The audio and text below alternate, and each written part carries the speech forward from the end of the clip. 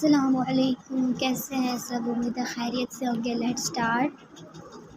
الامیہ کا تحفہ، قسط نمبر 2۔ عامر کے چلے جانے کے بعد ماں باپ دونوں بہت اداس رہنے لگے۔ ادیبہ بھی 2-3 بار ملنے آئی، پھر بھول گئی۔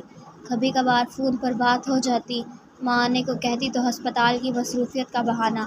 ماں نے دل پر پتھر رکھ لیا۔ باپ بھی بچوں کی جدائی میں آنسو بہاتا۔ مریم ماں کو دلاسا دیتی رہتی، وہ عالمہ بن چکی تھی، سو قرآن کے حوالے دیتی اور احادیث سنا کر صبر کی تلقین کرتی رہتی۔ ماں کی حالت کافی حد تک سنبھل چکی تھی۔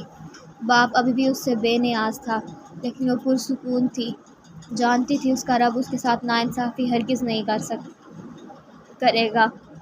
مریم اب کوکنگ اور سلائی سینٹر جانے لگی تھی۔ وہ ہر ہنر سیکھنا چاہتی تھی اور باپ اس کے نرالے شوق دیکھ دکھی ہوتا رہتا تھا، اور اب تو وہ آتے جاتے اسے الامیہ کا تحفہ کہنے لگا تھا۔ دل خون کے آنسو روتا پر وہ مسکرا دیا کرتی۔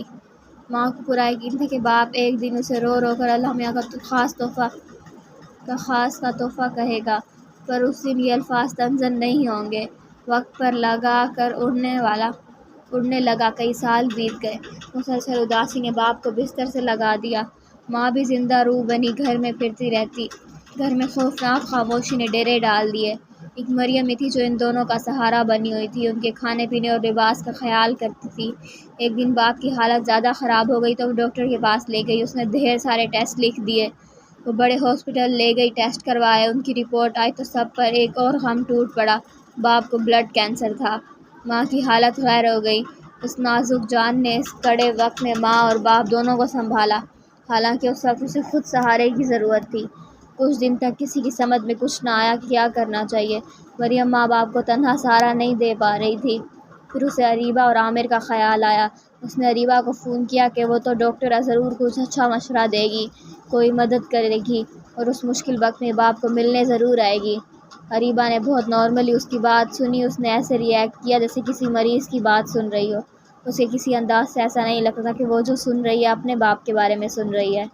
اب یہ بیماری بہت عام ہو چکی ہے، زیادہ پریشان ہونے کی ضرورت نہیں، کسی اچھے ڈاکٹر کے پاس لے جاؤ بابا کو، ادیبہ نے جان چھڑانے والے انداز میں کہا۔ مریم کو اس سے بات کر کے بہت مایوسی ہوئی، پر ابھی امید کی ایک کرن باقی تھی۔ اسے اپنے بھائی عامر سے بہت سی امیدیں تھیں۔ ایک مان تھا کہ وہ باپ کے لیے بھاگا چلا آئے گا۔